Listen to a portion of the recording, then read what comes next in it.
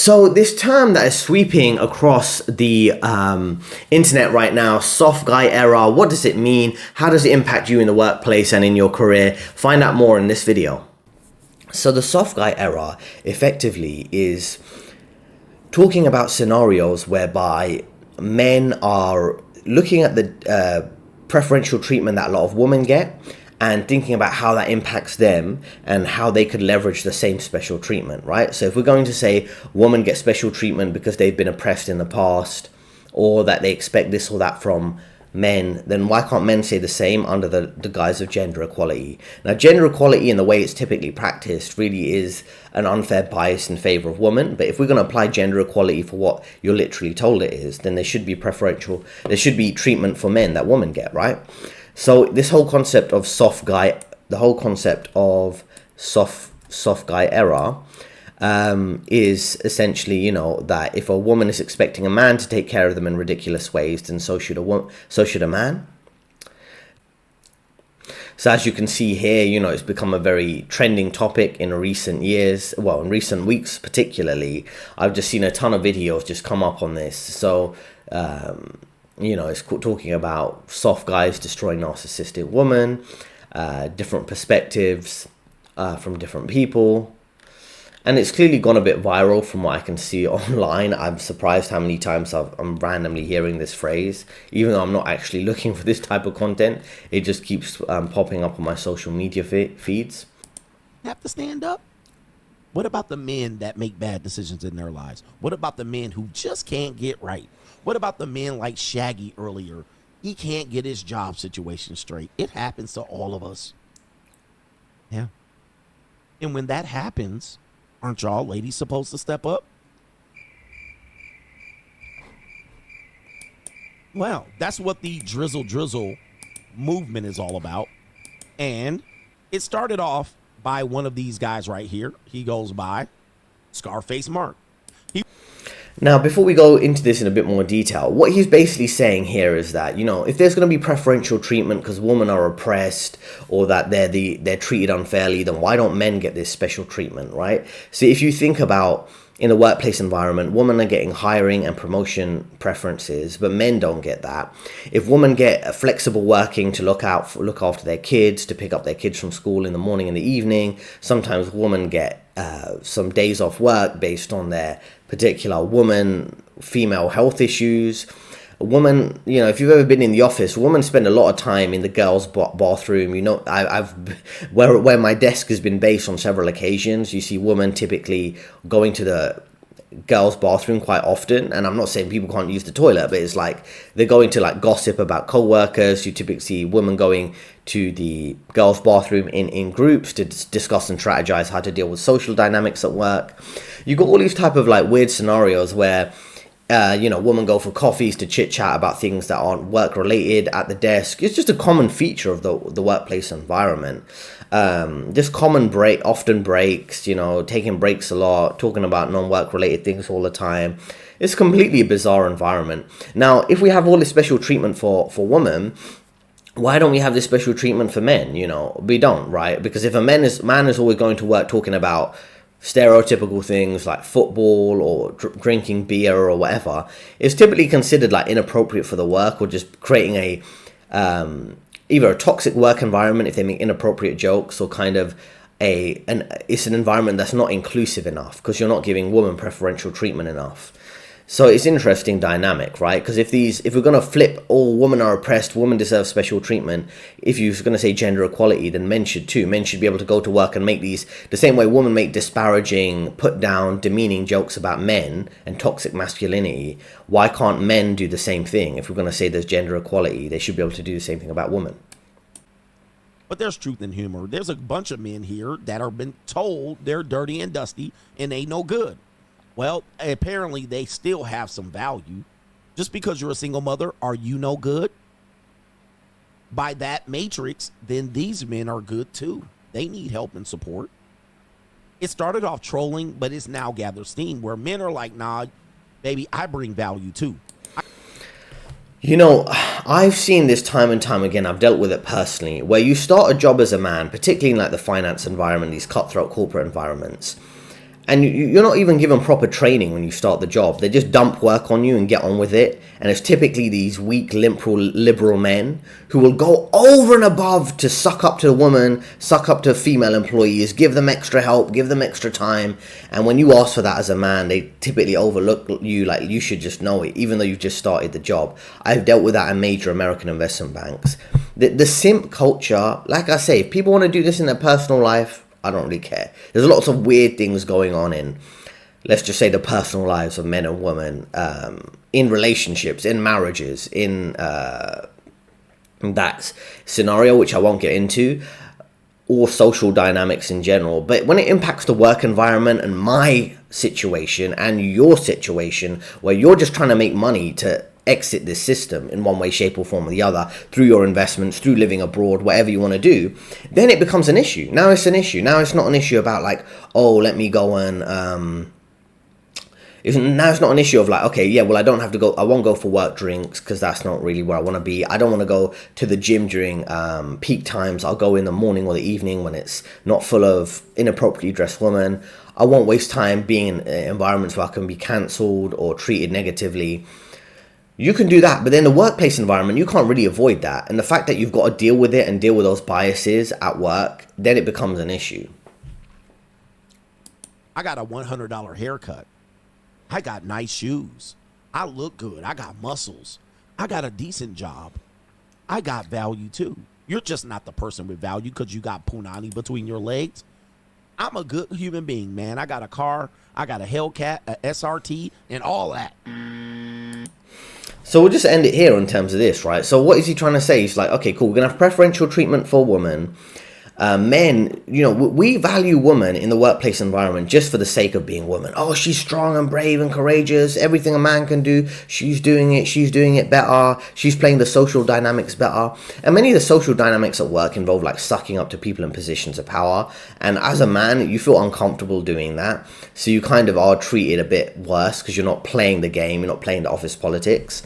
And we don't value men just for being men in the workplace environment. We value them as far as they are competent, as far as they're actually getting the work done. Whereas with women, it's completely different. They're just valued because there's some kind of hero figure. A woman's a hero for being in the workplace environment, apparently. Now, we've got all these agendas, right, which I've covered in separate videos about DEI and how women are being given preferential treatment for senior roles. Certain investment banks are saying they'll only work with major corporations that have some kind of diversity, like women or people of color in senior roles. And also, when you have this type of dynamic, you effectively create a scenario where, again, men are on the back foot. Anything they say could be considered inappropriate for the woman, could be considered, that they're not really playing into the game of feminism. On this topic, similar to the whole climate change agenda, which I won't get into right now, with ESG and all of those things, with the DEI, these companies will just have these experts that just rile up these statistics out of nowhere, and then you've got to believe that they're the truth. We can't question these statistics. They say, okay, well, Gen Z workers, half of Gen Z workers won't work for a company without diverse leadership. I mean, how can you define that, right? Oh, you're going to do a survey of 100 people who typically be in a liberal feminist environment, so they're going to parrot this agenda, right?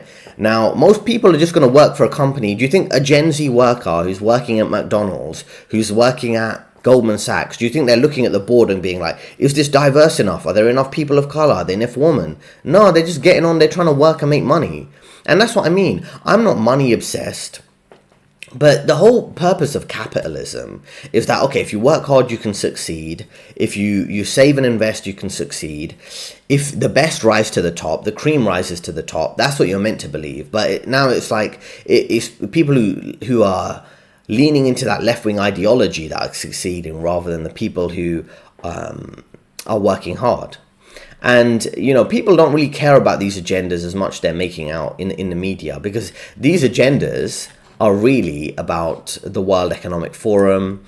These agendas are really about the World Economic Forum and their evil agenda, essentially, right? Which is to reduce the birth rate by putting more women in the workplace, break down the family structure, break down family dynamics, break down broader community social, national dynamics, and things like that. That's the real agenda here. It's not about productivity. It's not about equality. Now, when you have this type of scenario, of course, you're going to have an environment, which is this statistic that's come up many, many times before. You actually effectively have a dynamic whereby Mike Rowe is pointing out here that 7 million men are no longer looking for work. They're done looking for work. Now, I try not to swear here, right? What do you actually expect? Is this not expected? Is this not obvious? These boomers, these other groups of people, they're so out of the woman in society. Are you that out of touch that you can't sense how biased things are being against men, right? You have this special treatment that women get, these kind of simps and beta orbiters that suck up to them at work, give them preferential treatment over men. You have hiring and promotion preferences. I worked for a company where they said we want 40% of women to be in senior management, and then all of a sudden you see this massive hiring and promotions that benefit women over men. Men get overlooked in terms of how hard they work. Women get preferential treatment if they make mistakes and things. They're not held accountable. There's a lack of accountability there, and then men have to pick up the slack for that type of work if it's not being done properly. So don't be surprised when men want to work from home, when men want hybrid work, when men want to put less effort into work, when men want to effectively drop out of society and not participate in work social events, when you have all these dynamics, right? So this is clearly identifiable evidence of this, of men choosing not to work, right? Or maybe living at home with their parents, opting for some kind of maybe lower living standards where they're more free, living in a caravan, living in a van, living in a 4x4 pickup truck type of situation, living off grid, things like that. That's where you're going to see men going because they're getting fed up of the lack of progress they noticed in their careers. Now, we also have this scenario about Gen Z struggling in the workforce, right? So why does this occur? Why is Gen Z struggling in the workforce? Because people are getting fed up of, they're going to work hard and they're going to have none of the social benefits that come with that typically. If you work hard and you try to climb the corporate ladder, what are you expecting here? You're expecting buy a house, have a relationship, have a family, have kids in a school where they're not getting indoctrinated, have a long-term marriage that actually lasts and doesn't end up in divorce where you lose your money as a man. Go to work and actually be able to be yourself and get on with the work, and then have some kind of social community environment that might be linked to work around people you might know from the workplace environment. But you can't do that. You can't trust your co-workers. There's a lot of backstabbing, gossiping, complete strangers you work with. They're not like people from your same kind of race or religious or cultural values, you know.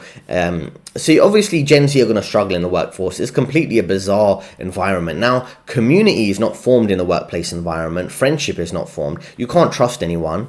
So people are comfortable socializing in what scenario? On internet forums, on Twitch, on YouTube, on maybe some friends they have at their local gym or their local martial arts club, or maybe a few neighbors that they know. People are not really, and lots of people don't really keep in touch with, you know, their high school friends, their college and university friends, because people move all over the country, all over the world to find a job. So you have this completely bizarre social dynamic. So you shouldn't be surprised that Gen Z are struggling in the workplace environment. I don't want to be too negative about it, but I think a lot of things are cringe, and I don't know what your opinion is, but when I see this image, all I think is cringe, right? I don't really want to be around this type of like fake happy environment, these type of like cringe characters in a corporate environment. I just want to go to work, and maybe I'm a bit more of a serious kind of emotionally neutral person. But this is just cringe. I don't even know, like, I see things like this, I'm like, I don't want to be around this. I don't know how you feel when you're in this society, particularly in workplace environments. There's so much like fake nice behavior. There's so much just passive aggressive kind of clicky kind of behavior at work, and it's like, I don't really want to be around it. I'm just here to do the work and go home. And you've got to deal with these type of like fake nice corporate cookie cutter guys, and these type of women who are just like, everything about work is a social environment. It's meant to be a fun environment. Work is for me is to work, and I'm comfortable with that. Like, let's get the work done. Let's get paid as much as we can. Let's make as much money as we can. and let's live our lives on our terms. I'm not really here to play into these kind of cringe social environments. And many of these idiots, for lack of a better term, they're seeing in their personal lives, they're seeing the negative impacts of this type of feminism, of this male isolation, of this type of all these agendas that get pushed at work.